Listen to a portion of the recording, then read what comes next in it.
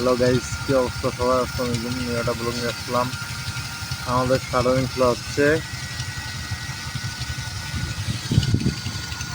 দেখেন আমার ঢালাই ঢালাই অনেক সুন্দর হয়েছে।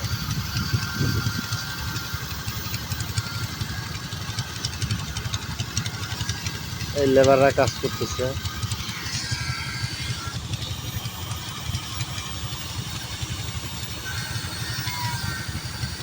এই যে সাজু।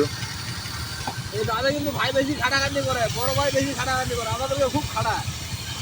এই ভাই আমাদেরকে খুব খাটায়।